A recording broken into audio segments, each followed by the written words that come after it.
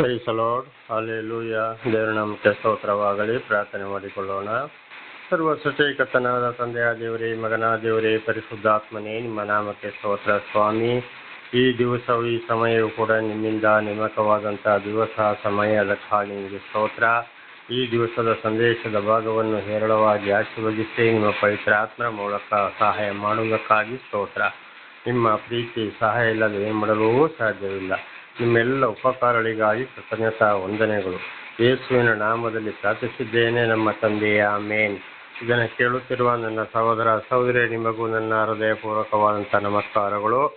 ದೇವರು ಈ ದಿವಸವು ನಿಮ್ಮನ್ನು ನಿಮ್ಮ ಮಕ್ಕಳನ್ನು ಹೇರಳವಾಗಿ ಆಶೀರ್ವದಿಸಲೆಂದು ಪ್ರತಿ ದಿವಸ ಬೆಳಗಿನ ಜಾವದ ಪ್ರಾರ್ಥನೆಯಲ್ಲಿ ಪ್ರಾರ್ಥಿಸುವನಾಗಿದ್ದೇನೆ. ದೇವರ ನಾಮಕ್ಕೆ ಸ್ತೋತ್ರವಾಗಲಿ. ಈ ದಿವಸದ ಸಂದೇಶದ ಭಾಗವು ಕೀರ್ತನೆಗಳು 18ನೇ ಅಧ್ಯಾಯ 16ರಿಂದ. ಕೀರ್ತನೆಗಳು 18ನೇ ಅಧ್ಯಾಯ 16ರಿಂದ. ದೇವರ ನಾಮಕ್ಕೆ ಸ್ತೋತ್ರವಾಗಲಿ. ಆತನು ಮೇರಣ ಲೋಕದಿಂದ ಕೈ ಚಾಚಿ ನನ್ನನ್ನು ಹಿಡಿದು ಮಹಾಜಲರಾಶಿಯೊಳಗಿಂದ ಎಳೆದನು. ದೇವರ ನಾಮಕ್ಕೆ ಸ್ತೋತ್ರವಾಗಲಿ. ಆತನು ಮೇರಣ ಲೋಕದಿಂದ ಕೈ ಚಾಚಿ ನನ್ನನ್ನು ಅಂದರೆ ನಮ್ಮನ್ನು ಪ್ರತಿಯೊಬ್ಬರನ್ನು ಈಗ ದೇವರು ಮೂರು ಶಕ್ತಿ, ಮೂರು ವಿಂಗಡವಾಗಿ ವಿಂಗಡಿಸಲ್ಪಟ್ಟಿದ್ದಾರೆ. ತಂದೆ, ಮಗ, ಪವಿತ್ರ ಆತ್ಮ, ಪರಿಶುದ್ಧಾತ್ಮ. ಇನ್ನೊಂದು ಬೈಬಲಲ್ಲಿ ಪಿತಾ, ಸುತ, ಪವಿತ್ರ ಆತ್ಮ. ನಮ್ಮ ಸಂಸ್ಕೃತದಲ್ಲಿ ಹೇಳೋದಾದರೆ, ಭಾರತ ದೇಶದ ದೇವರ ಭಾಷೆ ಸಂಸ್ಕೃತದಲ್ಲಿ ಹೇಳೋದಾದರೆ ಬ್ರಹ್ಮ, ವಿಷ್ಣು, ಮಹೇಶ್ವರ ಅಂತ ಹೇಳ್ತೇವೆ ನಾವು. ಹಾಗೆ ಆತನು ಮೇರಣ ಲೋಕದಿಂದ ಕೈ ಚಾಚಿ ನನ್ನನ್ನು ಹಿಡಿದು, ಪ್ರತಿ ಒಂದು ಕೂಡ ದೇವರು ಏನು ಮಾಡ್ತಾರೆ, ಪರಲೋಕ ಎಂದರೆ ನಮಗೆ ಆಶೀರ್ವಾದ ಇಳಿದು ಬರಬೇಕು. ಪ್ರತಿ ಒಂದು ನಮಗೆ ಅಲ್ಲಿಂದಲೇ ನಮಗೆ ರಕ್ಷಣೆ ಬರುವಂಥದ್ದು. ಆದರೆ ಪವಿತ್ರಾತ್ಮರ ಮೂಲಕ ನಮಗೆ ದೇವರದನ್ನು ಒದಗಿಸಿಕೊಡುವಂಥದ್ದು. ಹಾಗೆ ಮಹಾಜಲರಾಶಿಯೊಳಗಿಂದ ಎಳೆದನು ಅಂದರೆ ಮಹಾಜಲರಾಶಿ ಅಂದರೆ ಬಹಳ ಕಷ್ಟ, ಸಂಕಟ, ದುಃಖಗಳು ಇರುವಂಥದ್ದು. ಇವತ್ತು ದೊಡ್ಡ ಮಳೆಗೆ, ಇವತ್ತು ಚಂಡಮಾರುತ, ಬಿರುಗಾಳಿಗಳು, ಹೊಳೆಗಳು ಕೊಚ್ಚಿಕೊಂಡು ಬಂದಾಗ ಯಾವ ರೀತಿ ಇವತ್ತು ಅಕ್ಕಪಕ್ಕದಲ್ಲಿರುವಂಥ ಈ ಮುಳ್ಳು ಗಿಡಗಳನ್ನು ಇದನ್ನು ಕೊಚ್ಚಿಕೊಂಡು ಹೋಗ್ತದೋ, ಹಾಗೆ ಶತ್ರುಗಳ ಕೈಯಲ್ಲಿ ಇವತ್ತು ಸಿಕ್ಕಿ ಬಿದ್ದಾಗ, ಶತ್ರುಗಳು ಏನೇನೋ ಹೊಂಚಿ ಹಾಕ್ತಾ ಇದ್ದಾಗ ದೇವರು ದಾವೀದರಸರನ್ನು ರಕ್ಷಿಸಿದರು. ಸ್ವಂತ ಮಗನ ಕೈಯಿಂದಲೇ, ಬೇರೆಯವರ ಕೈಯಿಂದಲೇ ಕೂಡ. ಹಾಗೆ ಇವತ್ತು ನಮಗೆ ಕೂಡ, ನಮ್ಮನ್ನು ಕೂಡ ದೇವರು ಎಂಬ ಆಕಾಶದ ಮೇಲೆ, ಅಂದರೆ ಜಲರಾಶಿಯ ಮೇಲೆ, ಪರಲೋಕದ ಅಂದರೆ ಕೈಲಾಸ ವೈಕುಂಠದಲ್ಲಿ ಪ್ರತಿಯೊಂದನ್ನು ನೋಡಿ ನಮಗೆ ಅಲ್ಲಿ ಕಾವಲು ದೂತರ ಮೂಲಕ ನಮಗೆ ರಕ್ಷಣೆ ಪವಿತ್ರ ಆತ್ಮರ ಮೂಲಕ ನಡೆಸಿಕೊಡುವಂಥದ್ದು. ಹಾಗೆ ನಮ್ಮನ್ನು ಕೂಡ ದೇವರು ಇವತ್ತು ದೇವರಿಗೆ ಯಾರ್ಯಾರು ಬೇಕೋ, ಯಾರ್ಯಾರನ್ನು ಆರಿಸಿಕೊಂಡಿದ್ದಾರೋ ಹಾಗೆ ವಿರೋಧಿಗಳನ್ನು ರಕ್ಷಿಸುವವರು ದೇವರಾಗಿದ್ದಾರೆ ಪರಲೋಕದಲ್ಲಿ ವಾಸ ಮಾಡಿಕೊಂಡು ಅಂತ ಇದರ ಅರ್ಥವಾಗಿದೆ. ಹಾಗೆ ನಮ್ಮನ್ನು ಕೂಡ ರಕ್ಷಿಸಿದ್ದಾರೆ, ರಕ್ಷಿಸಿಕೊಂಡು ಬರುತ್ತಲೇ ಇದ್ದಾರೆ. 17, ನನಗಿಂತ ಬಲಿಷ್ಠರು ಪುಷ್ಟರು ಆಗಿ ದ್ವೇಷಿಸುತ್ತಿದ್ದ ಶತ್ರುಗಳಿಂದ ನನ್ನನ್ನು ಬಿಡಿಸಿ ರಕ್ಷಿಸಿದನು. ನೋಡಿ, ದಾವೀದರಸರಿಗಿಂತಲೂ ದೊಡ್ಡವರಿಂದ ಬಲಾಢ್ಯಶಾಲಿಗಳು. ದಾವೀದರಸರಲ್ಲಿ ಏನೂ ಶಕ್ತಿ ಇರಲಿಲ್ಲ. ಉದಾಹರಣೆಗೆ ಗೋಲಿಯಾತ ಅಂತ ಹೇಳುವಂಥ ಒಂದು ದೊಡ್ಡ ರೌಡಿ, ಫಿಲಿಸ್ಟಿಯರಲ್ಲಿ ಮಹಾ ದೊಡ್ಡವನು. ದಾವೀದ ಒಂದು ಸಣ್ಣ ಹುಡುಗ ಆಗಿದ್ದ. ಅವನ ಕೈಯಲ್ಲಿ ಗೋಲಿಯಾತನು ಕೊಲೆಯಾಗುವಾಗೆ ಮಾಡಿ ರುಂಡವನ್ನು ಕತ್ತರಿಸಿ ಜೆರುಸಲೇಮಿಗೆ ತೆಗೆದುಕೊಂಡು ಹೋಗುವಾಗೆ ದೇವರು ಆಶೀರ್ವಾದ ಮಾಡಿದ್ರು. ಆಗ ದಾವೀದ ಅರಸ ಒಂದು ಸಣ್ಣ ಹುಡುಗ, ಕುರಿಗಾಯವನು. ಆಗ ಅವರ ಕೈಯಲ್ಲಿ ಅಂಥ ವಯಸ್ಸಲ್ಲಿ ಸಣ್ಣ ಹುಡುಗನಂಥ ರೌಡಿನ ಸೋಲ್ಸಕ್ಕಾಗ್ತಿತ್ತ? ಇಲ್ಲ, ಅದು ಯಾರಿಂದ ಬಂತು? ಬಲ ದೇವರಿಂದ ಬಂತು ಆಗ ದಾವೀದರಸನಿಗೆ. ಹಾಗೆ ಇವತ್ತು ಕೂಡ ಪ್ರತಿಯೊಂದು ರಕ್ಷಣೆ ಯಾರು ಕೊಡುವಂಥದ್ದು? ದೇವರು ಕೊಟ್ಟರು ಅವರಿಗೆ. ಯಾರಿಗೆ? ದಾವೀದರಸರಿಗೆ. ಹಾಗೆ ಇವತ್ತು ನಮ್ಮನ್ನು ಕೂಡ ಅನೇಕ ರೀತಿ, ನನ್ನನ್ನು ಕೂಡ ಎಂತೆಂಥೋ ಐಶ್ವರ್ಯವಂತರಿಂದ, ಎಂತೆಂಥೋ ಬಲಾಢ್ಯರಿಂದ, ಎಂತೆಂಥವರಿಂದಲೂ ಇವತ್ತು ನನ್ನನ್ನು ಕೂಡ ರಕ್ಷಿಸಿ ಕಾಪಾಡಿದ್ದಾರೆ ದೇವರು. ಹಾಗೆ ಇವತ್ತು ದೇವರು ಆದುಕೊಂಡವರ ಮುಖಾಂತರ ಒಂದೊಂದು ಅದ್ಭುತ ಕಾರ್ಯಗಳು ನಡೆಯುವುದು ದೇವರು ಆದುಕೊಂಡವರಿಗೆ. ಇದು ದೇವರೊಂದು ಸಹಾಯ ಮಾತು, ನಮ್ಮದಲ್ಲ. ಅದಕ್ಕೆ ನಮ್ಮ ಪರವಾಗಿ ದೇವರು ಯುದ್ಧ ಮಾಡುವಂಥವರಾಗಿದ್ದಾರೆ, ತಕ್ಕಾದ ಉತ್ತರವನ್ನು ಕೊಡುವವರಾಗಿದ್ದಾರೆ. ಅದಕ್ಕೆ ಹೇಳಿದ್ದು, ನಿನಗೆ ನನ್ನ ಮೇಲೆ ಸರಿಯಾಗಿ ಭಯ ಭಕ್ತಿ ಇರುವುದಾದರೆ ಅವರಿಗೆ ಬರುವ ಶಿಕ್ಷೆಯನ್ನು ಕಣ್ಣಾರೆ ಕಾಣ್ತೀಯ, ಕಿವಿಯಾರೆ ಕೇಳ್ತೀಯ ಅಂತ. ಹಾಗೆ ಇವತ್ತು ದೇವರಾದುಕೊಂಡವರಿಗೆ ಅವರ ವಿರೋಧಿಗಳಿಗೆ ಬರುವಂಥ ಶಿಕ್ಷೆ, ದುಃಖಗಳು, ಕಣ್ಣೀರನ್ನು ಕಣ್ಣಾರೆ ಕಾಣ್ಬೋದು, ಅಥವಾ ಇನ್ನೊಬ್ಬರು ಹೇಳಿದ್ದನ್ನಾದರೂ ಕೇಳಬಹುದಾಗ ನಮ್ಮ ಪರವಾಗಿ ಯಾರು ಯುದ್ಧ ಮಾಡ್ತಾರೆ? ದೇವರೇ. ಆದರೆ ದೇವರು ನಮಗೆ ದರ್ಶನ ಕೊಟ್ಟ ಮೇಲೆ ಸರಿಯಾದ ಭಯ ಭಕ್ತಿ ಪ್ರೀತಿಯಲ್ಲಿ ಈ ಲೋಕದಲ್ಲಿ ಜೀವಿಸುವಾಗ ಬಹಳ ಕಷ್ಟ, ಸಂಕಟ, ದುಃಖಗಳು ಬರುತ್ತವೆ. ದೇವರೇ ಮನುಷ್ಯನ ಅವತಾರವೆತ್ತಿ ಬಂದಾಗ ಬಹಳ ಕಷ್ಟ ಸಂಕಟ ದುಃಖಗಳನ್ನು 4 ಯುಗಗಳಲ್ಲಿ ಕೂಡ ಅನುಭವಿಸಿದ್ರು. ಇದು ನಮ್ಮ ಒಂದು ಜೀವಿತಕ್ಕೆ, ಅಂದರೆ ನಾವು ಲೋಕದಲ್ಲಿ ಜೀವಿಸುವಾಗ ಇಂಥ ಕಷ್ಟಗಳೆಲ್ಲ ಬರುತ್ತವೆ, ಹೇಗೆ ಸಹಿಸಿಕೊಳ್ಬೇಕು, ಯಾರಿಂದ ಬರ್ತದೆ ಅಂದರೆ ಪರಲೋಕಕ್ಕೆ, ಕೈಲಾಸ ವೈಕುಂಠಕ್ಕೆ, ಶಿವನ ಪಾದದ ಬಳಿಗೆ ಹೋಗ್ಲಿಕ್ಕೆ ನಾವು ಯಾವ ರೀತಿ ಜೀವಿಸಬೇಕು ಅಂತ ಅದು ನಮಗೆ ಉದಾಹರಣೆಯಾಗಿದೆ. ಅದಕ್ಕೆ ದೇವರು ನಮಗೆ ಇದನ್ನೆಲ್ಲವನ್ನು ತಿಳಿಯಪಡಿಸ್ತಾ ಇದ್ದಾರೆ. ಹಾಗೆ ನಮಗೆ ಪ್ರತಿಯೊಂದನ್ನು ಆಕಾಶದ ಮೇಲೆ, ಜಲಾಶಯ ಮೇಲೆ ಸಿಂಹಾಸನ ರೂಢನಾಗಿರುವ ತಂದೆಯಾದ ದೇವರು, ಮಗನಾದ ದೇವರು, ಭೂಲೋಕದಲ್ಲಿ ಪವಿತ್ರಾತ್ಮ ದೇವರು ನಮ್ಮನ್ನು ನಡೆಸುವವರಾಗಿದ್ದಾರೆ. ಪ್ರತಿಯೊಂದು ರಕ್ಷಣೆ ಬರುವುದು ಕೂಡ ದೇವರಿಂದಲೇ. ನಾನು ಮಾಡಿದೆ, ನಾನು ಹಾಗೆ ಮಾಡಿದೆ, ನಾನು ಹೀಗೆ, ನಾನು ಅಂತೇಳಿ ಯಾವಾಗಲೂ ಇರಬಾರದು. ಪ್ರತಿ ಒಂದು ಸಹಾಯವು ಕೂಡ ದೇವರಿಂದಲೇ. ನಾವು ಒಂದು ಕಡೆ ಹೋಗಬೇಕಾದ್ರೆ, ಆಪತ್ತು ಕಾಲದಲ್ಲಿ ಒಂದು ಗ್ಲಾಸು ನೀರು ಸಿಕ್ಕಬೇಕಾದ್ರೆ, ಅಕಸ್ಮಾತ್ ಏನಾದರೂ ಕಷ್ಟ ಸಂಕಟಗಳಿಗೆ ನಾವು ಸಿಕ್ಕಿದಾಗ ಅಲ್ಲಿ ಯಾರಾದರೂ ಒಬ್ಬರು ನನಗೆ ಸಹಾಯ ಬರಬೇಕಾದ್ರೆ ಅದು ದೇವರಿಂದಲೇ. ದೇವರ ನಾಮಕ್ಕೆ ಸ್ತೋತ್ರವಾಗಲಿ. ಇದಕ್ಕೂ ಒಂದು ಸಾಕ್ಷಿ ಕೊಡ್ತೇನೆ. ರಾಯಚೂರು ಜಿಲ್ಲೆ ದೇವದುರ್ಗ ತಾಲೂಕಲ್ಲಿ ಒಂದು ದಿವಸ ಬೆಳಿಗ್ಗೆ ನಾನು ಇದ್ದ ಒಂದು ಸಂಸ್ಥೆಯಲ್ಲಿ, ಕ್ರಿಶ್ಚಿಯನ್ ಸಂಸ್ಥೆನೇ, ಇನ್ನೊಂದು ಕಡೆಗೆ ಅಲ್ಲಿ ಚರ್ಚಲ್ಲಿ ಏನಾಗಿತ್ತು, ಭಾಳ ಕಲ್ಲುಗಿಲ್ಲೆಲ್ಲ ಹೊಡೆದು ಗಲಾಟೆ ಮಾಡಿದರು. ಆಗ ಚರ್ಚಲ್ಲಿ ಫಾದರ್ಗಳು ಅಂತ ಹೇಳೋರಿಗೆ, ಆಗ ನಾನು ರೋಮನ್ ಕೆಥೋಲಿಕ್ ಸಭೆಯಲ್ಲಿ ಇದ್ದೆ, ಅವರಿಗೆ ಹೋಗ್ಲಿಕ್ಕೆ ಅಲ್ಲಿಗೆ ಹೆದರಿಕೆ ಆಯಿತು. ಕಡೆಗೆ ನನ್ನನ್ನು ಕಳಿಸಿದ್ರು. ನಾನು ಗಾಡಿಯಲ್ಲಿ ಸ್ವಲ್ಪ ವೇಗವಾಗಿ ಹೋಗ್ತಾ ಇರುವಾಗ ಒಂದು ನಾಯಿ ಅಡ್ಡ ಬಂತು. ಒಂದೇ ಸಲ ಬ್ರೇಕ್ ಹೊಡೆದಾಗ ನಾಯಿ ಏನಾಯಿತು, ನಾನು ಅಲ್ಲಿ ಬಿದ್ದು ಹೋದೆ. ಸ್ವಲ್ಪ ದೂರ ಬೈಕು ನನ್ನನ್ನು ಎಳ್ಕೊಂಡೇ ಹೋಯಿತು, ಹೇಳಕ್ಕಾಗಿಲ್ಲ. ಆವಾಗ ಬಾತ್ರೂಮಿಗೆ ಹೋಗುವಂಥ, ಬೆಳಿಗ್ಗೆ ಸರಿಯಾಗಿ ಇನ್ನು ಬೆಳಗಾಗಿಲ್ಲ ಅಥವಾ ಒಂದು ಸ್ವಲ್ಪ ಹೊತ್ತು ಆಗಿರ್ಬೋದು, ಬಾತ್ರೂಮಿಗೆ ಹೋಗುವಂಥ ಒಂದು ಮನುಷ್ಯ ನೀರನ್ನು ಅಲ್ಲೇ ಇಟ್ಟು ಬೈಕನ್ನು ನನ್ನನ್ನು ಇಳಿಸಿದ. ಅದೇ ಸಮಯದಲ್ಲಿ ಮತ್ತೊಂದು ವಯಸ್ಸಾದ ಒಂದು ಅಮ್ಮ ಕೂಡ ಬಾತ್ರೂಮಿಗೆ ಹೋಗೋರು, ಅವರು ನೀರನ್ನು ಅಲ್ಲೇ ಇಟ್ಟು ಓಡಿ ಹೋಗಿ ಅವರ ಮನೆಗೆ ನೀರು, ಅವ್ರು ಯಾರೋ ಏನು ಅಂತ ಗೊತ್ತಿಲ್ಲ, ನೀರು ತಗೊಬಂದು ನನ್ನ ಮುಖ ತೊಳೆದು ನನಗೆ ಕುಡಿಲಿಕ್ಕೆ ನೀರು ಕೊಟ್ಟರು. ದೇವರ ನಾಮಕ್ಕೆ ಸ್ತೋತ್ರವಾಗಲಿ. ಆಗೋದು ಯಾರ ಸಹಾಯ ನೋಡಿ, ನನಗೆ ಅಲ್ಲಿ ಆಪತ್ತು ಕಾಲ ಬರುವಾಗ ಅಲ್ಲಿಯ ಒಂದು ಸಹೋದರನನ್ನು ಮತ್ತೆ ಒಂದು ನನ್ನ ತಾಯಿಯ ಪ್ರಾಯದವರನ್ನು ಕೂಡ ಅಲ್ಲೇ ದೇವರು ಅಲ್ಲಿಗೆ ಒದಗಿಸಿಕೊಟ್ರು. ದೇವರ ನಾಮಕ್ಕೆ ಸ್ತೋತ್ರ. ಆ ಮನುಷ್ಯ ಮತ್ತೆ ಬಾತ್ರೂಮಿಗೆ ಹೋಗದೆ ಏಳಿಸಿ ಗಾಡಿ ಸ್ಟಾರ್ಟ್ ಆಗ್ತಿತ್ತು, ಓಡ್ತಾ ಇತ್ತು. ಉಪವಾಸ ತಗೊಂಡು ನನ್ನ ಸಂಸ್ಥೆಗೆ ಬಿಟ್ಟರು. ಅಲ್ಲಿಂದ ತಕ್ಷಣ ಆಂಬ್ಯುಲೆನ್ಸ್ನಲ್ಲಿ ತಗೊಂಡೋಗಿ ಒಂದು ಆಸ್ಪತ್ರೆಗೆ ಆಗೋತ್ತೆ, ಇಲ್ಲಿ ಆಗೋದಿಲ್ಲ, ನೀವು ದಯವಿಟ್ಟು ರಾಯಚೂರು ನವೋದಯ ಮೆಡಿಕಲ್ ಕಾಲೇಜಿಗೆ ಕರ್ಕೊಂಡು ಹೋಗಿ ಅಂತ ಹೇಳಿದ್ರು. ತಕ್ಷಣ ಅಲ್ಲಿಗೆ ಹೋದರು. ಅಲ್ಲಿಗೆ ನೋಡಿ, ಇದೆಲ್ಲ ಒಂದು ಸಹಾಯ. ಅಲ್ಲಿ ಒಂದು ಇಬ್ಬರು ನನ್ನ ಜೊತೆಲಿ ಇರೋಕ್ಕಾಯಿತು. ದೇವರ ನಾಮಕ್ಕೆ ಸ್ತೋತ್ರ. ಹಾಗೆ ನೋಡಿ, ಅಂತ ಆಪತ್ತು ಕಾಲದಲ್ಲಿ ಕೂಡ ಯಾರು ಆ ದೇವರು ಅವರ ಸಹಾಯಕ್ಕಾಗಿ ಅವರ ಮುಖಾಂತರ ರಕ್ಷಿಸಿದರು. ದೇವರ ನಾಮಕ್ಕೆ ಸ್ತೋತ್ರವಾಗಲಿ. ಅವರಿಗೆ ಹೇಗಿದ್ದಾರೆ ಏನು ಅಂತ ಗೊತ್ತಿಲ್ಲ. ದೇವರು ಅವರನ್ನು, ಅವರ ಹೆಂಡತಿ ಮಕ್ಕಳನ್ನು ಹೇರಳವಾಗಿ ಆಶೀರ್ವದಿಸಲಿ. ಒಂದು ವೇಳೆ ಮೃತಪಟ್ಟಿದ್ದರೆ ಅವರ ಆತ್ಮಕ್ಕೆ ಶಾಂತಿ ಕೊಡಲಿ ದೇವರು ಎಂಬುದಾಗಿ ಪ್ರಾರ್ಥಿಸುವನಾಗಿದ್ದೇನೆ. ಇದು ಹೀಗೆ ಕೂಡ ಒಂದೊಂದು ಕಡೆ ನಾವು ಹೋದಲ್ಲಿ ಆಪತ್ಕಾಲಗಳು ಬರುವಾಗ ನಮಗೆ ರಕ್ಷಣೆ ಸಿಕ್ಕುವಂಥದ್ದು ಅದು ದೇವರಿಂದಲೇ. ಆ ಕ್ಷಣದಲ್ಲಿ ನಾವು ದೇವರಿಗೆ ಸ್ತೋತ್ರ ಸಲ್ಲಿಸಬೇಕಾಗಿದೆ. ದೇವರ ನಾಮಕ್ಕೆ ಸ್ತೋತ್ರವಾಗಲಿ. ಹಾಗೆ 18ನೇ ವಚನ, 18 ಅವರು ನನ್ನ ವಿಪತ್ಕಾಲದಲ್ಲಿ ನನ್ನ ಮೇಲೆ ಬಿದ್ದರು, ಆಗ ಯೆಹೋವನು ನನಗೆ ಉದ್ಧಾರಕನಾದನು. ನೋಡಿ, ಇದು ಆಪತ್ಕಾಲದಲ್ಲಿ ಬರುವಂಥದ್ದು. ಒಂದೊಂದು ವೇಳೆ ವಿರೋಧಿಗಳು ಕೂಡ ಹೊಡಿಬೇಕು, ಬಡಿಬೇಕು, ಅವನು ಕೊಳ್ಳಬೇಕು, ಕೈಕಾಲು ಮುರಿಬೇಕು ಅಂತ ಹೇಳುವಂಥದ್ದು ನಾನಾ ರೀತಿಯಲ್ಲಿ ಬರ್ಬೋದು. ಅವರ ಒಂದು ಕೂಟಗಳನ್ನು ಕಟ್ಟಿಕೊಂಡು, ಅವರ ಸ್ನೇಹಿತರ ಗುಂಪು ಕುಟ್ಟಿಕೊಂಡು, ಅಂಥ ಟೈಮಲ್ಲಿ ಕೂಡ ದೇವರು ನಮ್ಮನ್ನು ರಕ್ಷಿಸ್ತಾರೆ. ಇದು ಕೂಡ ಹಿಂದೆ ಸಾಕ್ಷಿ ಕೊಟ್ಟಿದ್ದೇನೆ. ಸ್ವಲ್ಪ ಜನ ಸೇರಿ ನನ್ನ ಕಡಿದು ಕೊಳ್ಳಕ್ಕೆ ಬಂದಾಗ ನಾನು ಬೆಟ್ಟ ಹತ್ತಿ ಓಡಿ ಹೋಗಿ ಒಂದು ಮನೆಯಲ್ಲಿ ಅಡಿಕೊಂಡಾಗ ಆ ಮನೆಯವರಲ್ಲಿ ನೀನು ಸುಮ್ಮನೆ ಮನೆಯಲ್ಲಿ ಕೂತ್ಕೋ, ಯಾವನು ಬರ್ತಾನ ನೋಡೋಣ ಅಂತ ಹೇಳಿದಾಗ ಅಲ್ಲಿಂದ ಬಹಳ ಹೊತ್ತಾದ ಮೇಲೆ ಕಡೆಗೆ ನನ್ನ ಹೆಂಡತಿಗೆ ತಿಳಿಸಿ ಹೆಂಡತಿ ಮಕ್ಕಳು ಬಂದು ನನ್ನನ್ನು ಕರೆದುಕೊಂಡು ಹೋದರು. ನೋಡಿ, ಆ ಓಡಿ ಹೋಗುವಂಥ ಬಲ, ಅದೊಂದು ಬೆಟ್ಟ. ಆ ಮನೆಯಲ್ಲಿ ಕೂಡ ರಕ್ಷಣೆ ಯಾರು ಕೊಟ್ಟರು? ನನಗೆ ದೇವರು ಕೊಟ್ಟರು. ಅದು ನಾನು ಪ್ರಥಮ 1995 ಇಸವಿ ಅಕ್ಟೋಬರ್ ತಿಂಗಳ ಕೊನೆಯ ಭಾಗದಲ್ಲಿ ಕೇರಳಕ್ಕೆ ಮೊದಲು ಪ್ರಾರ್ಥನಾ ಕೂಟಕ್ಕೆ ದೇವರಲ್ಲಿ ಕಳಿಸಿದಾಗ, ಪ್ರಾರ್ಥನಾ ಕೂಟವನ್ನು ಮುಗಿಸಿ ಬರುವಾಗ ಯಾರು ನನ್ನನ್ನು ಓಡಿಸಿಕೊಂಡು ಬಂದರೋ ಅದರಲ್ಲಿ ಒಬ್ಬನ ಹೆಣ ಏನಾಗ್ತದೆ, ಬರಕ್ಕೆ ಮೊದಲೇ ಅವನು ಹೊಳೆ ಬಿದ್ದು ಸತ್ತು ಹೋದ. ಬಂದು ಅಲ್ಲಿ ಬಸ್ ಇಲ್ದ ಹಾಗೆ ಒಂದು ಸಹೋದರಿ ಹೇಳಿದ್ರು, ಅಣ್ಣ ನಿಮ್ಮನ್ನ ಅವತ್ತೊಬ್ಬರು ನಿಮ್ಮನ್ನ ಹೊಡಿಬೇಕು ಬಡಿಬೇಕು ಅಂತೇಳಿ ಎಲ್ಲ ಬೆರೆಸಿಕೊಂಡು ಬಂದರು, ನೋಡಿ ನಿಮ್ಮನ್ನ ಓಡಿಸಿಕೊಂಡು ಬಂದವರು ನೋಡಿ ಸತ್ತು ಹೋದ ಅಂತೇಳಿ. ದೇವರ ನಾಮಕ್ಕೆ ಸ್ತೋತ್ರವಾಗಲಿ. ನಾನು ಪ್ರಥಮವಾಗಿ ಅಲ್ಲಿ ಆ ಚರ್ಚೆಯಲ್ಲಿ ಪ್ರಾರ್ಥನೆ ಮುಗಿಸಿ ಬರುವಾಗ ಅವನು ಸತ್ತು ಹೋದ ಎಂಬುದಾಗಿ ನನಗೆ ವರದಿ TV ಟಿವಿಯಲ್ಲಿ ಕೇಳಿದೆ ನಾನು.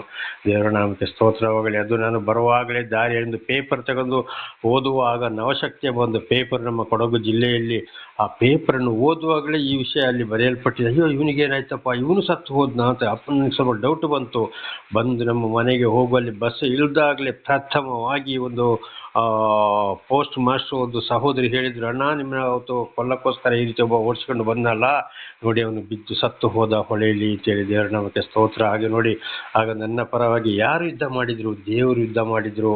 ಆ ಆಪತ್ತು ಕಾಲದಲ್ಲಿ ಅವತ್ತು ಕೊಲೆ ಆಗಬೇಕಾಗಿದ್ದವನು ಯಾರು ರಕ್ಷಿಸಿದ್ರು? ದೇವರ ಮನೆಗೆ ಕಳಿಸಿ ರಕ್ಷಿಸಿದ್ರು. ದೇವರ ನಾಮಕ್ಕೆ ಸ್ತೋತ್ರ. ಹಾಗೆ ದೇವರು ಆದುಕೊಂಡವರನ್ನು ದೇವರು ರಕ್ಷಣೆ ಕೊಡ್ತಾರೆ, ಆಪತ್ತು ಕಾಲದಲ್ಲಿ ರಕ್ಷಿಸ್ತಾರೆ. ದೇವರಿಗೆ ನಾವು ಸ್ತೋತ್ರವನ್ನೇ ಸಲ್ಲಿಸಬೇಕು. ದೇವರ ನಾಮಕ್ಕೆ ಸ್ತೋತ್ರವಾಗಲಿ. ಹಾಗೆ ನಾನು ನನ್ನದೆಂಬ ನಾನತ್ವವನ್ನು ಬಿಡಬೇಕು. ಪ್ರತಿಯೊಂದು ಸಹಾಯ ಬರುವುದು ದೇವರಿಂದಲೇ.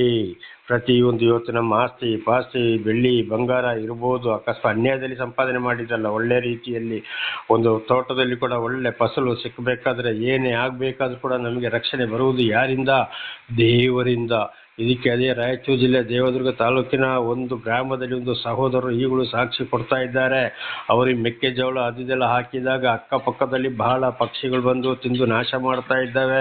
ಬ್ರದರ್, ನಮ್ಮಲ್ಲಿಗೆ ಏನೂ ಬರ್ತಾ ಇಲ್ಲ, ನಮಗೆ ಹತ್ತಿ ಚೆನ್ನಾಗಾಯ್ತು, ಮೆಕ್ಕೆಜೋಳವು ಕೂಡ ಚೆನ್ನಾಗಾಯ್ತು, ಅವರು ಸ್ವಲ್ಪ ಗದ್ದೆ ನಾಟಿ ಮಾಡ್ತಾ ಇದ್ದಾರೆ, ನಮಗೆ ಸ್ವಲ್ಪ ಬೆಳೆ ಕೂಡ ನಮಗೆ ಚೆನ್ನಾಗಿ ಬಂತು, ಪಕ್ಷಿಗಳು ಕೂಡ ನಮ್ಮಲ್ಲಿಗೆ ಬರ್ತಾ ಇಲ್ಲ. ಅಕ್ಕಪಕ್ಕದಲ್ಲಿ ಎಲ್ಲ ಇವನು ಏನು ಮಾಡ್ಕೊಂಡಿದ್ದಾನಪ್ಪ, ಪಕ್ಷಿಗಳು ಇವನ ಮೆಕ್ಕೆಜೋಳಕ್ಕೆ ಹೋಗುವುದಿಲ್ಲ, ಯಾವುದಾಗೋದಿಲ್ಲ, ಇವನಿಗೆ ಬೆಳೆ ಚೆನ್ನಾಗಿ ಬಂತಲ್ಲಪ್ಪ ಅಂತೇಳಿ ಇವತ್ತು ಕೂಡ ಸಾಕ್ಷಿಯನ್ನು ನುಡಿತಾ ಇದ್ದಾರೆ.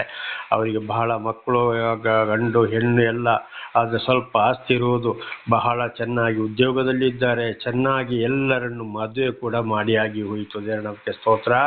ಅವರು ನೋಡಿ ಏನು ಮಾಡ್ತಾ ಇದ್ದಾರೆ, ಆಗಾಗ ದೇವರಿಗೆ ಸ್ತೋತ್ರವನ್ನು ಸಲ್ಲಿಸ್ತಾ ಇದ್ದಾರೆ, ಸಾಕ್ಷಿ ಕೊಡ್ತಾ ಇದ್ದಾರೆ. ಹಾಗೆ ಇದು ಪ್ರತಿಯೊಂದು ನಮಗೆ ಪ್ರತಿಯೊಂದು ಆಶೀರ್ವಾದ ಬರೋದು ಯಾರಿಂದ ಆಗಿದೆ? ದೇವರಿಂದ ಆಗಿದೆ. ಅದುವೇ ದಾವೀದರಸರು ಕೂಡ ಹೇಳಿದ್ದು, ಅವರು ನನ್ನ ವಿಪತ್ಕಾಲದಲ್ಲಿ ನನ್ನ ಮೇಲೆ ಬಿದ್ದರು, ಆಗ ಯೆಹೋವನು ನನಗೆ ಉದ್ಧಾರಕನಾದನು.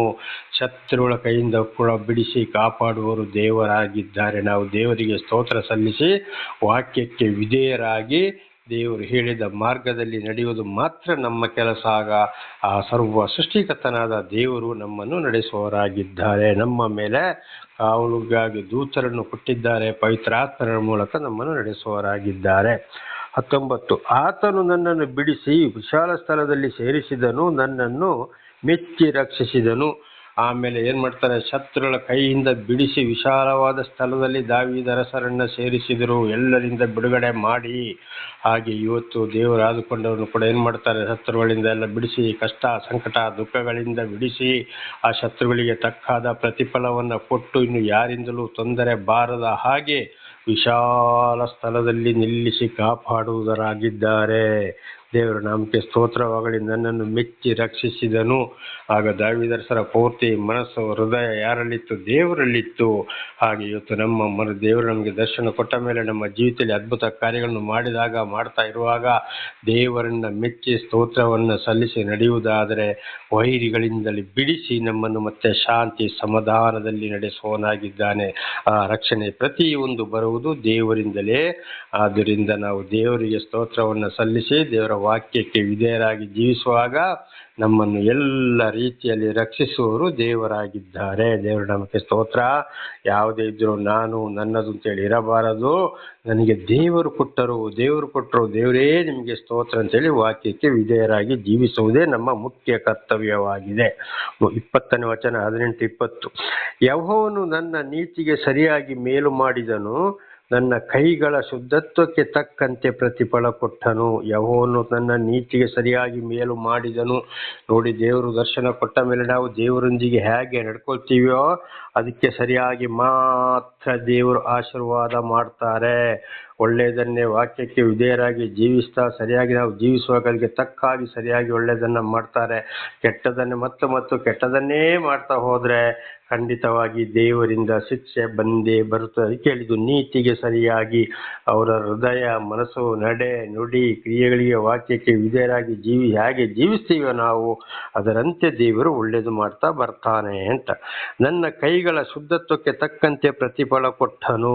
ನೋಡಿ, ಮುಖ್ಯವಾಗಿ ನಮ್ಮ ಕೈಗಳು, ಇದು ಯೆಶಾಯ 1ನೇ ಅಧ್ಯಾಯದಲ್ಲಿ ನಾವು ಕೂಡ ಇದನ್ನು ಓದ್ತೇವೆ. ನಿಮ್ಮ ಮನಸ್ಸನ್ನು ಶುದ್ಧೀಕರಿಸಿಕೊಳ್ಳಿರಿ, ನಿಮ್ಮ ಕಾಲುಗಳನ್ನು ಶುದ್ಧೀಕರಿಸಿಕೊಳ್ಳಿರಿ ಅಂತ. ಯಾಕೆಂದ್ರೆ ಕೈ ಪ್ರತಿಯೊಂದು ಒಳ್ಳೆ ಕೆಲಸಗಳಿಗೆ, ಕೆಟ್ಟ ಕೆಲಸಗಳಿಗೆ ಮೊದಲು ಹೋಗುವಂಥದ್ದು ಯಾವುದು? ಕೈ.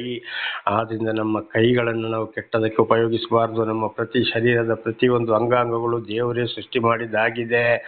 ಆದ್ರಿಂದ ನಮ್ಮ ಕಣ್ಣು, ಕೈ, ಕಾಲು, ಕಿವಿ, ಮನಸ್ಸು ಪ್ರತಿಯೊಂದು ದೇವರ ವಾಕ್ಯಕ್ಕೆ ವಿಧೇಯರಾಗಿ ಶುದ್ಧತ್ವಕ್ಕೆ ಹೋಗಬೇಕು ಹೊರತು ಅನ್ಯಾಯ ಅನಾಚಾರಗಳಿಗೆ ಹೋಗುವುದಾದರೆ ಪ್ರತಿಯೊಂದು ಅಂಗಾಂಗಗಳಿಗೂ ಕೂಡ ಶಿಕ್ಷೆ ಬಂದೇ ಬರುತ್ತದೆ. ಇದು ಅನೇಕರನ್ನ ನಾವು ಕಾಣಬಹುದು. ಆದ್ರಿಂದ ನಮ್ಮ ಶರೀರದ ಪ್ರತಿಯೊಂದು ಅಂಗಾಂಗಗಳನ್ನು ಕೂಡ ನಾವು ಶುದ್ಧತ್ವದಲ್ಲಿ ಇಟ್ಟುಕೊಳ್ಳಬೇಕು. ಹಾಗಾದರೆ ಮಾತ್ರ ದೇವರ ಆಶೀರ್ವಾದ. ದೇವರ ನಾಮಕ್ಕೆ ಸ್ತೋತ್ರವಾಗಲಿ.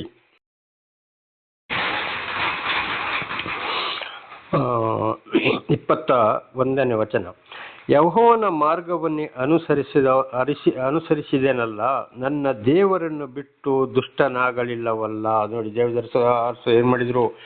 ದೇವರ ಮಾರ್ಗವನ್ನೇ ಅನುಸರಿಸಿ ನಡೆದ್ರು, ದೇವರನ್ನು ಬಿಟ್ಟು ಮತ್ತೆ ದುಷ್ಟನಾಗಲಿಲ್ಲ.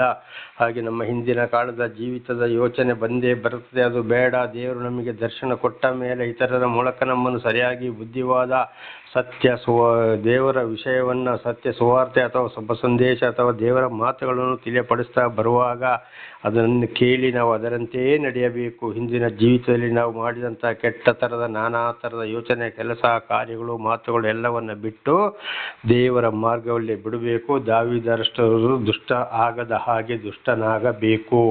ಕಡೆಗೆ ಆದರೂ ದಾವೀದರಸರು ಬಂದು ಏನು ಮಾಡಿದರು? ಬೆತ್ಸಬೆ ಅಂತ ಹೇಳುವಂಥ ಒಂದು ಸ್ತ್ರೀಯ ವಿಚಾರದಲ್ಲಿ ವ್ಯಭಿಚಾರ ಮಾಡಿದ್ರು. ಅಲ್ಲಿ ಹುಟ್ಟಿದ ಒಂದು ಮಗು ಕೂಡ 7 ದಿವಸ ಉಪವಾಸ ಮಾಡಿದ್ರು. ದಾವೀದರಸರು ದೇವ್ರದ ಆಶೀರ್ವಾದ ಹೊಂದಿದ್ರು ಕೂಡ ತಪ್ಪು ಮಾಡಿದಕ್ಕೆ, ಮಗು ಹುಟ್ಟಿದ್ದಕ್ಕೆ 7 ದಿವಸ ಉಪವಾಸ ಮಾಡಿದ್ರು. ಆ ಮಗು ಬದುಕಲಿಲ್ಲ, ಕಾಯಿಲೆ ಬಿದ್ದು ಸತ್ತೇ ಹೋಯಿತು. ಹಾಗೆ ಒಂದು ವೇಳೆ ಮತ್ತು ತಪ್ಪು ದೇವರು ಕರೆದ್ರು, ಆಶೀರ್ವಾದ ಮಾಡಿದ್ದಾರೆ, ಮಾಡ್ತಲೇ ಇದ್ದಾರೆ, ಮತ್ತು ತಪ್ಪು ಮಾಡಿದಕ್ಕೆ ಹಿಂದೆ ನಾವು ಈಗ ತಿಳ್ಕೊಂಡ ಹಾಗೆ ಶಿಕ್ಷೆ ಬಂದೇ ಬರುತ್ತದೆ. ಅದು ಮಾತ್ರವಲ್ಲ, ಸತ್ತಾಗ ಅವರ ಶವ ಕೂಡ ದಾವೀದರಸರದು ಏನಾಯಿತು? ಭೂಮಿಯೊಳಗಡೆ ಕೊಳೆತು ಹೋಯಿತು. ಅವರಿಗೆ ನರಕ ಎಂಬ ತೀರ್ಪು ಆಗಿ ಹೋಯಿತು. ಅವರಿಗೆ ಪುನರುತ್ಥಾನ ಆಗಲು ಇಲ್ಲ, ಪರಲೋಕಕ್ಕೆ ಹೋಗಲು ಕೂಡ ಇಲ್ಲ. ಕಾರಣ, ದೇವರ ದರ್ಶನವಾದ ಮೇಲೆ ಅವರು ಕೆಟ್ಟ ಕಾರ್ಯಗಳನ್ನು ಮಾಡಿದುದರಿಂದ. ಹಾಗೆ ಇವತ್ತು ಇದು ನಮ್ಮ ಜೀವಿತಕ್ಕೂ ಕೂಡ ದೇವರು ನಮ್ಮನ್ನು ನಡೆಸ್ತಾ ಇರುವಾಗ ಹಿಂದಿನ ಪಾಪಗಳಿಂದ, ಹಿರಿಯರ ಪಾಪಗಳಿಂದ ನಮ್ಮನ್ನು ಬಿಡುಗಡೆ ಮಾಡಿದ ಮೇಲೆ ಮತ್ತು ಬೇಕು ಅಂತ ನಾವು ತಪ್ಪು ಮಾಡ್ತಾ ಹೋದಾಗ ಯಾವುದೇ ಕಾರಣದಲ್ಲಿಯೂ ಕೂಡ, ಆದರೆ ಒಂದು ವೇಳೆ ದೇವರು ಕ್ಷಮಿಸಬಹುದು, ಒಂದು ವೇಳೆ ತಪ್ಪುಗಳನ್ನು ಒಪ್ಪಿಕೊಂಡು ಪಶ್ಚಾತ್ತಾಪ ಪಟ್ಟಾಗ. ಇಲ್ಲ ಇದ್ರೆ ಖಂಡಿತವಾಗಿಯೂ ನಮಗೆ ಕೂಡ ಏನಾಗ್ತದೆ ನೋಡಿ, ದಾವೀದರಸನ ಮಗನಿಗೆ ಅಲ್ಲಿ ತೊಂದರೆ ಬಂತು. ಹಾಗೆ ಅಂಥವರ ಮಕ್ಕಳಿಗೂ ಕೂಡ ನಾನಾ ರೀತಿಯಲ್ಲಿ, ಅಂದರೆ ಸತ್ತೋಗಿ ಹೋಗ್ತಾರೆ ಅಂತಲ್ಲ, ನಾನು ಶಾಪ ಹಾಕ್ತಾ ಇಲ್ಲ, ದೇವರ ವಾಕ್ಯವನ್ನು ತಿಳಿಸ್ತಾ ಇದ್ದೀನಿ. ಒಂದಲ್ಲ ಒಂದು ರೀತಿ ಮಕ್ಕಳಿಗೂ ಕೂಡ ಅಡ್ಡಿ ಆತಂಕಗಳು ಬರುತ್ತವೆ. ಆಮೇಲೆ ಅಂಥವ್ರು ಯಾರು ತಪ್ಪು ಮಾಡಿದ್ರೋ ಅವರಿಗೆ ಪರಲೋಕ ಅಂತೂ ಅಲ್ಲಿ ಒಂದು ವೇಳೆ ದೇವರ ಯೋಚನೆ ಇದ್ರೂ ಕೂಡ ಕಡೆಗೆ ನರಕ ಎಂಬ ತೀರ್ಪು ಅಂತೂ ಹೋಗುವಂಥದ್ದು ಗ್ಯಾರಂಟಿ. ದೇವರ ನಮಗೆ ಸ್ತೋತ್ರವಾಗಲಿ. ಆದ್ದರಿಂದ ಬಹಳ ಎಚ್ಚರ ಇರಬೇಕು. ಅದಕ್ಕೆ ದಾವೀದರಸರು ಹೇಳಿದ್ದು, ಯೆಹೋವನ ಮಾರ್ಗವನ್ನೇ ಅನುಸರಿಸಿದ್ದೇನಲ್ಲ, ನನ್ನ ದೇವರನ್ನು ಬಿಟ್ಟು ದುಷ್ಟನಾಗಲಿಲ್ಲವಲ್ಲ ಅಂತ. ಮತ್ತೆ ನಾವು ದುಷ್ಟರಾಗಲೇ ಬಾರದು. ದೇವರ ನಾಮಕ್ಕೆ ಸ್ತೋತ್ರ. 23ನೇ ವಚನ. 22. ನಾನು ಆತನ ಆಜ್ಞೆಗಳನ್ನು ಯಾವಾಗಲೂ ನನ್ನ ಎದುರಿನಲ್ಲಿ ಇಟ್ಟುಕೊಂಡೇನು, ಆತನ ವಿಧಿಗಳನ್ನು ಅಲಕ್ಷ್ಯ ಮಾಡಲೇ ಇಲ್ಲ. ನೋಡಿ, ದೇವರ ಮಾತುಗಳನ್ನು ಪ್ರತಿ ಒಂದು ದಾವೀದರಸರ ಮನಸ್ಸಿನಲ್ಲಿ, ಯೋಚನೆಯಲ್ಲಿಯೋ, ಹೋದಲ್ಲಿಯೋ, ಬಂದಲ್ಲಿಯೋ, ಪ್ರತಿ ಒಂದು ಅವರು ಅರಸರಾದರೂ ಕೂಡ ಏನು ಮಾಡಿದ್ರು? ದೇವರ ಮಾತನ್ನು ಯಾವಾಗಲೂ ಎದುರಿನಲ್ಲಿಯೇ ಇಟ್ಟುಕೊಂಡರು. ಇವತ್ತು ನಾವು ಪೇಪರ್ ಓದುವಾಗ ಏನು ಮಾಡ್ತೇವೆ? ನಮ್ಮ ಕಣ್ಣು ಮುಂದೆ ಪೇಪರ್ ಅಕ್ಷರಗಳು ಕಾಣ್ತಾ ಇರ್ತವೆ ಓದಕ್ಕೆ. ಅದೇ ರೀತಿ ದೇವರ ಒಂದು ಆ ಮಾತುಗಳು, ಯೋಚನೆಗಳು, ಅಂದರೆ ಆಜ್ಞೆಗಳು ನಮ್ಮ ಹೃದಯದಲ್ಲಿ, ಮನಸ್ಸಿನಲ್ಲಿ ಪ್ರತಿಯೊಂದರಲ್ಲಿ ನಾವು ಇರಬೇಕು. ಆಗ ಪಾಪಗಳಿಂದ ನಮ್ಮನ್ನು ಅದು ಬಿಡುಗಡೆ ಮಾಡುತ್ತದೆ. ಹಾಗೆ ಆತನ ವಿಧಿಗಳನ್ನು ಅಲಕ್ಷ್ಯ ಮಾಡಲೇ ಇಲ್ಲ. ವಿಧಿ ಅಂದರೆ ಆಜ್ಞೆಗಳು, ಶಿಸ್ತು, ಇದನ್ನು ಪಾಲಿಸಲೇಬೇಕೆಂಬೊಂದು ನಿಯಮ, ಅದನ್ನು ಅಲಕ್ಷ್ಯ ಮಾಡಲೇ ಇಲ್ಲ. ವಿಶೇಷವಾಗಿ 10 ದಶಾಜ್ಞೆಗಳು ಮೋಶೆ ಮುಖಾಂತರ ಸೀನಾಯಿ ಬೆಟ್ಟದಲ್ಲಿ ದೇವರು 10 ದಶಾಜ್ಞೆಗಳನ್ನು ಇಸ್ರೇಲರಿಗೆ ಕೊಟ್ಟರು. ಇಸ್ರೇಲರಂದರೆ ದೇವರಿಂದ ಆರಿಸಲ್ಪಟ್ಟವರು ಅಂತ ಅದರ ಅರ್ಥ. ಆ ಮೋಶೆ ಅಂದರೆ ನೀರಿನಿಂದ ಎತ್ತಲ್ಪಟ್ಟವನು, ಅಂದರೆ ದೇವರಿಂದಲೇ ಆಯ್ಕೆಯಾದವನು. ಹಾಗೆ ಇವತ್ತು ದೇವರು ನಮ್ಮನ್ನು ನಡೆಸ್ತಾ ಇರುವಾಗ 10 ದಶಾಜ್ಞೆಗಳಿದನು ಆಗಾಗ ದೇವರ ನಾಮದಲ್ಲಿ ತಿಳಿಸುವನಾಗಿದ್ದೇನೆ. 10 ದಶಾಜ್ಞೆಗಳು ನಮ್ಮ ಹೃದಯದಲ್ಲಿ ಮನಸ್ಸಿನಲ್ಲಿ ಇರಬೇಕು. ಅದು ನಮ್ಮ ಪಾಪಗಳನ್ನು ತೋರಿಸಿಕೊಡುವಂಥದ್ದು. ಅದು ನಮ್ಮ ಪಾಪಗಳ ಪರಿಹಾರ ಅಲ್ಲ, ತೋರಿಸಿಕೊಡುವಂಥದ್ದು ಇಂತಿಂಥದ್ದು ಪಾಪ ಅಂತ. ಅದು ನಮ್ಮಲ್ಲಿದ್ದರೆ ಮಾತ್ರ ದೇವರ ನಮ್ಮ ಒಂದು ಪಾಪಗಳು ನಮಗೆ ಅರ್ಥವಾಗ್ತವೆ. ಅದು ಎಲ್ಲರಿಗೂ ಸಾಧ್ಯ ಇಲ್ಲ. ದೇವರು ಯಾರ್ಯಾರನ್ನು ಆದುಕೊಂಡಿರ್ತಾರೋ, ಯಾರನ್ನ ಪ್ರೀತಿ ಮಾಡ್ತಾರೋ, ದೇವರ ಆತ್ಮ ಯಾರಲ್ಲಿ ಇರ್ತದೋ ಅವರು ಮಾತ್ರ ಈ 10 ಆಜ್ಞೆಗಳನ್ನು ಪ್ರೀತಿಸುತ್ತಾರೆ. ಇಲ್ಲದೆ ಹೋದರೆ ಪ್ರೀತಿಸಲು ಸಾಧ್ಯವೇ ಇಲ್ಲ. ಅದು ಹಳೆ ಒಡಂಬಡಿಕೆ, ನಾವು ಹೊಸ ಒಡಂಬಡಿಕೆಯರು, ನಮಗೆ ಸಂಬಂಧ ಇಲ್ಲ ಅಂತೇಳಿ ದೂಷಣೆ ಮಾಡಿ ದೇವರ ಮಾತುಗಳನ್ನು ಅಲಕ್ಷ್ಯ ಮಾಡೋರಾಗಿದ್ದಾರೆ. ಅಂಥವರ ಸಹವಾಸ ಇರಬಾರದು ಅಂತೇಳಿ ಪ್ರತಿ ಸಲ ಆಗಾಗ ದೇವರ ನಾಮದಲ್ಲಿ ನಾನು ನಿಮಗೆ ತಿಳಿಸಿದ್ದೆ. ಹಾಗೆ ದಾವೀದರಸರು ಹೇಳಿದ್ದು, ನಾನು ಆತನ ಆಜ್ಞೆಗಳು ಯಾವಾಗಲೂ ನನ್ನ ಎದುರಿನಲ್ಲಿ ಇಟ್ಟುಕೊಂಡೆನು, ಆತನ ವಿಧಿಗಳನ್ನು ಅಲಕ್ಷ್ಯ ಮಾಡಲೇ ಇಲ್ಲ. ಈಗ ನನ್ನ ಮೂಲಕ ದೇವರು ನಿಮಗೆ ತಿಳಿಸ್ತಾ ಇರುವಂಥ ಮಾತುಗಳನ್ನು ಯಾವಾಗಲೂ ನಿಮ್ಮ ಮನಸ್ಸಿನಲ್ಲಿ, ಹೃದಯದಲ್ಲಿ ಇಟ್ಟುಕೊಳ್ಳಬೇಕು, ಯೋಚನೆ ಮಾಡಬೇಕು. ಪ್ರತಿಯೊಂದು ಕೆಲಸ ಕಾರ್ಯಗಳು, ಮಾತಾಡೋದು ಕೆಲಸಗಳಲ್ಲಿ ಕೂಡ ಅದುವೇ ದೇವರ ಬಳಿಗೆ ನಡೆಸುವಂಥದ್ದು. ಅಂಥವರ ಮಕ್ಕಳನ್ನು ಕೂಡ ದೇವರು ಆಶೀರ್ವಾದ ಮಾಡ್ತಾರೆ. ಅಲಕ್ಷ್ಯ ಮಾಡಬಾರದು. ಅವನು ಬೈಬಲ್ ಮೂಲಕ ತಿಳಿಸ್ತಾನೆ, ಕುರಾನ್ ಮೂಲಕ ತಿಳಿಸ್ತಾನೆ, ವೇದಗಳ ಮೂಲಕ ತಿಳಿಸ್ತಾನೆ ಅಂತೇಳಿ ಪ್ರತಿದಿನ ಹಿಂದೆ ಕೂಡ ಬಹಳ ಸಲ ತಿಳಿಸಿದ್ದೇನೆ. ದೇವರ ಆಶೀರ್ವಾದದಿಂದ ದಯವಿಟ್ಟು ಭಿನ್ನ ಭೇದ ಮಾಡಕ್ಕೆ ಹೋಗಬೇಡಿ. ದೇವರು ಒಬ್ಬನೇ, ನಾನಾ ಥರದ ಹೆಸರುಗಳು, ಗ್ರಂಥಗಳು ನಾನಾ ಥರದ್ದು. ದೇವರನ್ನ ಇದನ್ನು ಚೆನ್ನಾಗಿ ಅರ್ಥ ಮಾಡಿಕೊಳ್ಳಬೇಕು, ಅಲಕ್ಷ್ಯ ಮಾಡಬಾರದು. ನಮ್ಮ ಭಾರತ ದೇಶದಲ್ಲಿ ಹೇಳುವುದರೆ ಸರ್ವ ಸಾಕ್ಷಾತ್ ಪರಬ್ರಹ್ಮ, ಸರ್ವೇಶ್ವರ, ಪರಮೇಶ್ವರ, ಜಗದೀಶ, ಶ್ರೀಮನ್ನಾರಾಯಣ, ಶ್ರೀಕೃಷ್ಣ ಪರಮಾತ್ಮನು, ಶ್ರೀಮನ್ನಾರಾಯಣನು ಎಲ್ಲ ಇದುವೇ ಬೈಬಲಲ್ಲಿ ಯೇಸು, ಯೆಹೋವ, ಸರ್ವೇಶ್ವರ, ಪರಮೇಶ್ವರ, ಶ್ರೀನಿವಾಸ ಅಂತ ಹೇಳುವಂಥದ್ದು. ಕುರಾನಲ್ಲಿ ಅಲ್ಲಾ ಅಂತ ಹೇಳ್ತಾರೆ. ಎಲ್ಲವೂ ಒಬ್ಬರೇ. ಯಾವಾಗಲೂ ದೇವರ ಮಾತುಗಳನ್ನು ಅಲಕ್ಷ್ಯ ಮಾಡಬಾರದು. ಒಂದು ವೇಳೆ ಯಾರಾದರೂ ತಪ್ಪಿ ಅವರ ಸ್ವಂತ ಬುದ್ಧಿಗಾಗಿ ಹಣ ಮಾಡುವುದಕ್ಕೋಸ್ಕರ ಸುಳ್ಳು ಬೋಧನೆ ಮಾಡಿದರೆ ಅಂಥವರು ಬಹಳ ಶಿಕ್ಷೆಗೆ ಒಳಗಾಗ್ತಾರೆ ಎಂಬುದಾಗಿ ಸರ್ವ ಸೃಷ್ಟಿಕರ್ತನಾದ ದೇವರ ಮಾತಿದೆ. ಆದ್ದರಿಂದ ನಾವು ಸತ್ಯವನ್ನು ತಿಳಿದುಕೊಂಡಾಗ ಚೆನ್ನಾಗಿ ಅರ್ಥ ಮಾಡಿಕೊಂಡು ಅಲಕ್ಷ್ಯ ಮಾಡಲು ಹೋಗಬಾರದು. ನಮ್ಮ ಎದುರಿನಲ್ಲಿಯೇ ಯಾವಾಗಲೂ ಪೇಪರು ನಮ್ಮ ಮುಂದೆ ಇದ್ದ ಹಾಗೆ ಖಂಡಿತವಾಗಿಯೂ ನಾವು ದೇವರ ವಾಕ್ಯವು ನಮ್ಮ ಎದುರಲ್ಲೇ ಇರಬೇಕು. ಇದುವೇ ಆಗಿದೆ ದೇವರ ಪ್ರೀತಿ. 23ನೇ ವಚನ, ನಾನು ಆತನ ದೃಷ್ಟಿಯಲ್ಲಿ ನಿರ್ದೋಷಿಯು, ಪಾಪದಲ್ಲಿ ಬೀಳದಂಥ ಜಾಗರೂಕತೆಯಿಂದ ನಡೆದುಕೊಂಡೆನು. ನೋಡಿ, ಅವರು ಪಾಪ ಮಾಡುವವರೆಗೆ ಏನು ಮಾಡಿದ್ರು? ದೇವರು ಅವರಿಗೆ ದರ್ಶನ ಕೊಟ್ಟ ಮೇಲೆ ವಾಕ್ಯಕ್ಕೆ ಸರಿಯಾಗಿ ವಿಧೇಯರಾಗಿ ನಡೆದಾಗಲಿ ನಿರ್ದೋಷಿಯಾಗಲಿಲ್ಲ. ದೇವರಿಗೆ ಪ್ರೀತಿಯಾಯಿತು. ಪಾಪದಲ್ಲಿ ಬೀಳದಂತೆ ಜಾಗರೂಕತೆಯಿಂದ ನಡೆದುಕೊಂಡೆನು. ನೋಡಿ, ಅಲ್ಲಿವರೆಗೆ ಅವರು ಆಗಲೇ ಹೇಳಿದ ಹಾಗೆ ಪಾಪಕ್ಕೆ ಸಿಕ್ಕಿ ಹಾಕುವವರೆಗೆ ಅಲ್ಲಿ ಏನಾಯಿತು? ಪಾಪದಲ್ಲಿ ಬೀಳದಂತೆ ಜಾಗರೂಕತೆಯಿಂದ ನಡ್ಕೊಂಡು ಬಂದರು. ಆಗ ಇವತ್ತು ನಮ್ಮ ಜೀವಿತದಲ್ಲಿ ಕೂಡ ನಾವು ಕೂಡ ಬಹಳ ಜಾಗರೂಕತೆಯಿಂದ ನಡೆದುಕೊಳ್ಳಬೇಕಾಗಿದೆ. ದೇವರ ದೃಷ್ಟಿಯಲ್ಲಿ ನಾವು ಮತ್ತೆ ದೇವರ ದರ್ಶನವಾದ ಮೇಲೆ ನಿರ್ದೋಷಿ ಆಗಬಾರದು. ನಾವು ದೇವರ ನಾಮಕ್ಕೆ ಸ್ತೋತ್ರವಾಗಲಿ. ಹಲ್ಲೆಲೂಯಾ. ಒಂದು ವೇಳೆ ಶೋಧನೆ ಕೂಡ ಒಳಪಡಿಸಬಾರದು. ಒಂದು ಸಮಯ ಮತ್ತೆ ಬಂದು ಅನೇಕ ಪ್ರವಾದಿಗಳನ್ನ, ಸಾಕ್ಷಿಗಳನ್ನ ನೋಡ್ತೇವೆ. ಅಂತ ಜ್ಞಾನಿ ಸೊಲೊಮೋನನು ಕೂಡ ಏನು ಮಾಡದ? ಅನ್ಯ ವಿಧವೆಯರ, ಅನ್ಯ ಸ್ತ್ರೀಯರ ಸಹವಾಸ ಮಾಡಿ ಅಂಥ ಒಂದು ದೇವರಿಂದ ಆಶೀರ್ವಾದ ಪಡೆದಂಥ ಮನುಷ್ಯ ಕೂಡ ಏನು ಮಾಡ್ದ? ಶಾಪಗ್ರಸ್ತನಾಗಿ ಸತ್ತ. ಹಾಗೆ ಇವತ್ತು ಅನೇಕ ಸ್ತ್ರೀಯರಿಂದಲೂ ಕೂಡ ಅನೇಕರು ಮೋಸ ಹೋಗ್ತಾ ಇದ್ದಾರೆ, ಹಾಳಾಗ್ತಾ ಇದ್ದಾರೆ. ಬಹಳ ಎಚ್ಚರದಿಂದ ಜೀವಿಸಬೇಕಾಗಿದೆ, ಜಾಗರೂಕತೆಯಿಂದ ನಡೆದುಕೊಳ್ಳಬೇಕಾಗಿದೆ. ದೇವರ ನಂಬಿಕೆ ಸ್ತೋತ್ರ. ನೋಡಿ, ದೇವರು ಮೊದಲು ಮನುಷ್ಯನನ್ನು ಉಂಟು ಮಾಡಿದಾಗ ಅವನಿಗೆ ಹೆಂಡತಿಯನ್ನು ಮಾಡಿಕೊಟ್ರು. ಕಡೆಗ ಹೆಂಡತಿಯ ಮಾತಿಗೆ ಬೆಲೆ ಕೊಟ್ಟ, ದೇವರ ಮಾತನ್ನು ದೂರ ತಳ್ಳಿದ, ಮರೆತು ಬಿಟ್ಟ. ಏದೇನು ತೋಟದಿಂದ ಅಂದರೆ ಪರಿಶುದ್ಧ ಭೂಮಿ ಅಂದರೆ ಪರಲೋಕದಿಂದ ಹೊರಬಿದ್ದ. ಯಾರಿಂದಾಗಿ? ಹೆಂಡತಿಯಿಂದಾಗಿ. ಎಲ್ಲ ಹೆಂಡತಿಯರಿಗೂ ಹೇಳ್ತಾ ಇಲ್ಲ, ಇವತ್ತು ನಾವು ಒಳ್ಳೆ ಹೆಂಡತಿಯರು ಕೂಡ ಇದ್ದಾರೆ.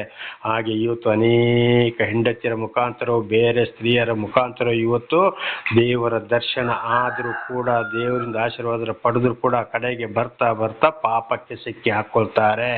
ಇದಕ್ಕೆ ಮುಖ್ಯ ಕಾರಣ ಅವರ ಮನಸ್ಸು ದೇವರ ಬಳಿಗೆ ಇಲ್ಲದಿರುವಂಥದ್ದು. ಅನೇಕರು ಸ್ತ್ರೀಯರ ಮುಖಾಂತರ ಶೋಧನೆಗೆ ಒಳಪಡಿಸ್ತಾರೆ, ಸೈತಾನನು ಕೆಡಿಸ್ತಾನೆ. ಬಹಳ ಎಚ್ಚರವಿರಬೇಕು.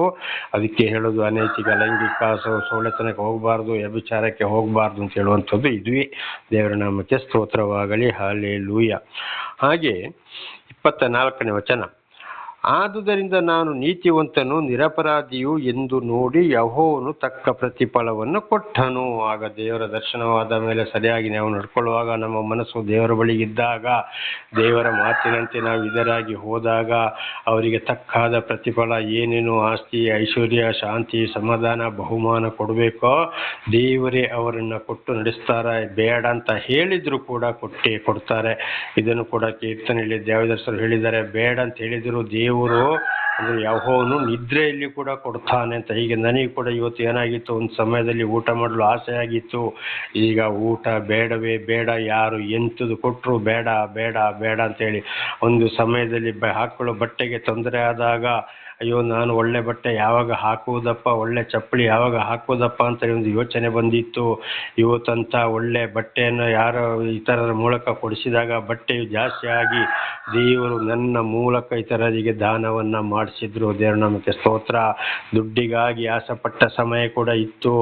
ಆದರೆ ಇವತ್ತು ದುಡ್ಡಿನ ಮೇಲೆ ಏನೂ ಇಲ್ಲ, ಬದಲಾಗಿ ಯಾರ್ಯಾರಿಗೆ ಕೊಡಬೇಕು ಅಂತೇಳಿ ಮನಸ್ಸು ಕೊಟ್ಟು ದೇವರು ಅಂಥವರಿಗೆ ನನ್ನ ಕೈಯಲ್ಲಿ ಸಹಾಯವನ್ನು ಮಾಡಿಸ್ತಾ ಇದ್ದಾರೆ. ದೇವರ ನಾಮಕ್ಕೆ ಸ್ತೋತ್ರವಾಗಲಿ. ದೊಡ್ಡ ಅದು ಬೇಕು ಇದು ಬೇಕು ಯಾವುದು ಇಲ್ಲ, ಏನೂ ಇಲ್ಲ. ದೇವರ ಸತ್ಯ ಸುವಾರ್ತೆಯನ್ನು ಸಾತು ಕೊನೆಯ ಉಸಿರು ಎಳೆಯುವ ತನಕ ಅದನ್ನು ತಿಳಿಸಿ ಭೂಲೋಕದ ಜೀವನವನ್ನು ಅದರಲ್ಲಿ ಜೀವನವನ್ನು ಅಂತ್ಯಗೊಳಿಸಬೇಕೆಂಬುದಾಗಿ ಇದಕ್ಕಾಗಿ ಸಹಾಯ ಮಾಡಿರಪ್ಪ ಅಂತೇಳಿ ದೇವರಲ್ಲಿ ಪ್ರಾರ್ಥಿಸುವವನಾಗಿದ್ದೇನೆ. ದೇವರ ನಾಮಕ್ಕೆ ಸ್ತೋತ್ರವಾಗಲಿ. ಹಾಗೆ ತಕ್ಕ ಪ್ರತಿಫಲವನ್ನು ಕೊಡೋರು ಯಾರಾಗಿದ್ದಾರೆ? ದೇವರಾಗಿದ್ದಾರೆ. ಅನೇಕರನ್ನು ಬಿಡಿಸಿದ್ದಾರೆ, ನಡೆಸ್ತಾ ಬರ್ತಾರೆ. ಮತ್ತು ದೇವರು ನಡೆಸಿದಾಗ ಮತ್ತು ನಮ್ಮ ಗರ್ವ, ಅಹಂಕಾರ, ಹಣ, ಇಂಥಷ್ಟಲ್ಲಿ ಮತ್ತು ನಾವು ಒಂದು ವೇಳೆ ನಾವು ಬಹಳ ಒಂದು ತಪ್ಪಾಗಿ ನಡ್ಕೊಂಡ್ರೆ, ದುರಾಶೆಯಿಂದ ನಡ್ಕೊಂಡ್ರೆ ಅದಕ್ಕೂ ಸರಿಯಾದ ಶಿಕ್ಷೆ ಬಂದೇ ಬರುತ್ತೆ. ಇದು ಬಹಳ ಸಲ ದೇವರ ನಾಮದಲ್ಲಿ ತಿಳಿಸಿದ್ದೇನೆ. ಬಹಳ ಎಚ್ಚರ. 25ನೇ ವಚನ, ನೀನು ಕೃಪೆಯುಳ್ಳವನಿಗೆ ಕೃಪಾವಂತನು, ದೋಷವಿಲ್ಲದವನಿಗೆ ನಿರ್ದೋಷಿಯು. ದೇವರ ನಾಮಕ್ಕೆ ಸ್ತೋತ್ರವಾಗಲಿ. ನೋಡಿ, ದೇವರ ಮೇಲೆ ಯಾರು ಸರಿಯಾಗಿ ಪ್ರೀತಿ ಇಟ್ಟು ನಡೆದಾಗ ಅಂಥವರಿಗೆ ಕೃಪಾವಂತನು ತನ್ನ ಪ್ರೀತಿಯಿಂದ ದೇವರು ಅವರನ್ನು ನಡೆಸುವವರಾಗಿದ್ದಾರೆ. ದೋಷವಿಲ್ಲದವನಿಗೆ ನಿರ್ದೋಷಿಯು.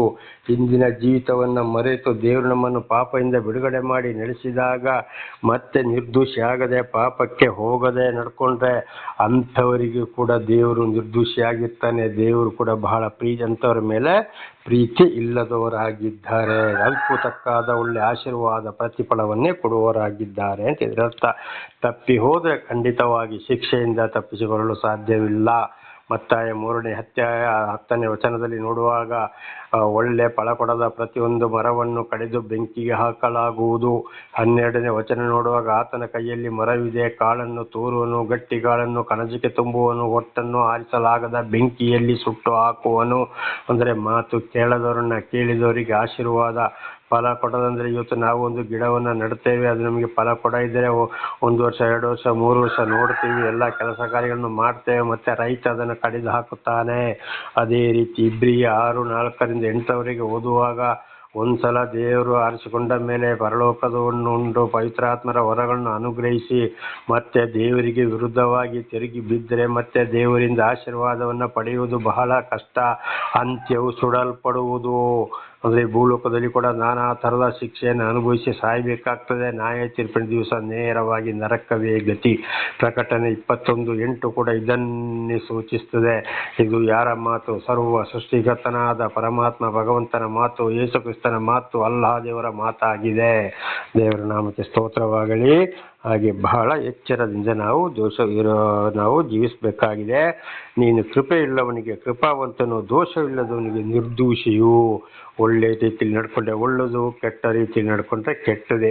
ಈಗ ನೋಡಿ, ಉದಾಹರಣೆಗೆ ಬೆಂಕಿ ನಮಗೆ ಅನ್ನ ಸಾರು ಎಲ್ಲ ಊಟಕ್ಕೆ ರೆಡಿ ಮಾಡಿ ಕೊಡ್ತದೆ. ಅದು ಹೆಣವನ್ನು ಕೂಡ ಅದೇ ಬೆಂಕಿ ಹೆಣವನ್ನು ಸುಡ್ತದೆ. ಅದೇ ಬೆಂಕಿ ಇಡೀ ಮನೆಯನ್ನೇ, ಇಡೀ ಊರನ್ನೇ ಸುಡ್ತದೆ.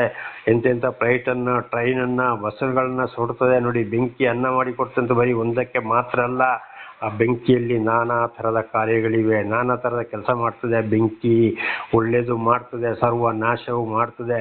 ಇದಾಗಿದೆ ದೇವರ ಮಾತು, ದೇವರ ಯೋಜನೆ. ಮಾತು ಕೇಳಿದರೆ ಒಳ್ಳೆಯದು, ಇಲ್ಲದ ಹೋದರೆ ಸಂಪೂರ್ಣ ನಾಶ ಅಂತೂ ಗ್ಯಾರಂಟಿ. ಅದು ಮಾತ್ರ ಅಲ್ಲ, ಹೆತ್ತ ತಂದೆಯ ದೋಷ ಫಲ 3-4 ಮಕ್ಕಳ ತಲೆಮಾರಿಗೆ ಮಕ್ಕಳನ್ನು ಕೂಡ ಉದ್ಧಾರ ಆಗಲಿಕ್ಕೆ ಬಿಡುವುದಿಲ್ಲ. ತಾಯಿಯ ಪಾಪ ಅಳಿದು ಹೋಗಲಿ, ತಾಯಿ ಕೂಡ ಒಂದು ವೇಳೆ ಗರ್ವ ಅಹಂಕಾರಿ ಯಾಗಿ ನಡ್ಕೊಂಡ್ರೆ ಅಲ್ಲಿ ಹುಟ್ಟಿದ ಹೆಣ್ಣು ಮಕ್ಕಳಿಗೂ ಕೂಡ ಈ ಶಾಪಗಳು ಬಂದೇ ಬರುತ್ತವೆ. ಇದನ್ನು ಕೂಡ ಹಿಂದೆ ಬಹಳ ಸಲ ದೇವರ ನಾಮದಲ್ಲಿ ದೇವರು ನನ್ನ ಮುಖಾಂತರ ನಿಮಗೆ ತಿಳಿಯಪಡಿಸಿದ್ದಾರೆ. 26ನೇ ವಚನ, ಶುದ್ಧನಿಗೆ ಪರಿಶುದ್ಧನು, ಮೂರ್ಖನಿಗೆ ವಕ್ರನು ಆಗಿರುವಿ. ನೋಡಿ, ಒಳ್ಳೆಯವರಿಗೆ ಒಳ್ಳೆಯವನೇ, ದೇವರೊಂದಿಗೆ ದೇವರು ಆರಿಸಿಕೊಳ್ಳೋದಕ್ಕಿಂತ ಮೊದಲು ನಾನಾ ರೀತಿಯ ತಪ್ಪುಗಳು ಇದ್ದರೂ ಕೂಡ ಅವರ ಹಿರಿಯರ ಮೂಲಕ ಅವರ ಮೂಲಕ ಬಂದ ತಪ್ಪುಗಳನ್ನು ತಿದ್ದಿ ದೇವರ ಮಾರ್ಗದಲ್ಲಿ ನಡೆಸುವಾಗ ಪರಿಶುದ್ಧಕ್ಕೆ ಹೋದರೆ ದೇವರು ಪರಿಶುದ್ಧನೂ ಆಗಿದ್ದಾನೆ. ಅಂಥವರ ಮೇಲೆ ದೇವರಿಗೆ ಬಹಳ ಪ್ರೀತಿ. ಮೂರ್ಖನಿಗೆ ವಕ್ರನು ಆಗಿರುವಿ, ಮತ್ತು ತಿರುಗಿ ಬಿದ್ದರೆ ಆ ಮೂರ್ಖನು ವಕ್ರ ಅಂದರೆ ಅಂಥ ಮೂರ್ಖನಿಗೆ ಸರ್ವ ಶಿಕ್ಷೆ ಕೊಡೋರು ದೇವರಾಗಿದ್ದಾರೆ. ದೇವರನ್ನ ಅರಿತಾರೆ, ಪ್ರಾರ್ಥನೆ ಮಾಡ್ತೀವಿ, ಹಾಡು ಹೇಳ್ತೀವಿ, ದಾನ ಧರ್ಮ ಮಾಡ್ತೀವಿ ಅಂತ ಹೇಳಿ ಚರ್ಚಿಗೆ ಹೋಗ್ತೀನಿ, ದೇವಾಲಯಕ್ಕೆ ಹೋಗ್ತೀನಿ ಅಂತ ಹೇಳಿ ಪ್ರಯೋಜನ ಇಲ್ಲ. ಮಾತು ಕೇಳಿ ನಡೆದರೆ ಮಾತ್ರ ಆಶೀರ್ವಾದ. ಹಾಗೆ ಇವತ್ತು ಅನೇಕರು ದೇವರ ದರ್ಶನವಾದರು, ದೀಕ್ಷಾಸ್ಥಾನ ಪಡ್ಕೊಂಡ್ರು, ಭಜನ ಮಂದಿರಕ್ಕೆ ಹೋದರು, ಏನೇ ಆದರೂ ಬಹಳ ಶಿಕ್ಷೆಯನ್ನು ಅನುಭವಿಸುವಂಥದ್ದು ನಾವು ಇವತ್ತು ಕಣ್ಣಲ್ಲೇ ಕಾಣ್ಬೋದು, ಕಿವಿಯಲ್ಲಿ ಕೇಳ್ಬೋದು. ಕಾರಣ, ಸರ್ವ ಸೃಷ್ಟಿಕರ್ತನಾದಂಥ ದೇವರ ದರ್ಶನ ಕೊಟ್ಟ ಮೇಲೆ ದೇವರಿಗೆ ವಿರುದ್ಧವಾಗಿ ನಡೆಯುವುದರಿಂದ ಈ ಶಿಕ್ಷೆ ಬರುವಂಥದ್ದು. ಆದ್ದರಿಂದ ಬಹಳ ಎಚ್ಚರವಾಗಿ ಇರಬೇಕಾಗಿದೆ. ಇದು ನಾಳೆಗೂ ಮುಂದುವರಿಯುವುದು. ಪ್ರಾರ್ಥನೆ ಮಾಡಿಕೊಳ್ಳೋಣ. ಸರ್ವ ಸೃಷ್ಟಿಕರ್ತನ ತಂದೆಯ ದೇವರೇ, ಮಗನ ದೇವರೇ, ಪರಿಶುದ್ಧಾತ್ಮನೇ, ನಿಮ್ಮ ನಾಮಕ್ಕೆ ಸ್ತೋತ್ರ ಸ್ವಾಮಿ. ಈ ಒಂದು ಸಂದೇಶವನ್ನು ನನ್ನ ಸಹೋದರ ಸಹೋದರಿಗೆ ಇವತ್ತು ನೀವು ತಿಳಿಯಪಡಿಸಿದ್ದಕ್ಕಾಗಿ ಸ್ತೋತ್ರ. ಅವರು ಏನಾದರೂ ತಪ್ಪಿ ಹೋಗಿದ್ದರೆ ಅವರನ್ನು ಕ್ಷಮಿಸಿರಿ, ಆಶೀರ್ವದಿಸಿರಿ. ಪಾಪ ಪರಿಹಾರ, ರಕ್ಷಣೆ ನಿಮ್ಮಿಂದಲೇ ದೇವರೇ. ಅವರಿಗಂಥ ಒಂದು ಯೋಜನೆ ಜ್ಞಾನವನ್ನು ಕೊಡಿರಿ, ಆಶೀರ್ವದಿಸಿರಿ ಸ್ವಾಮಿ.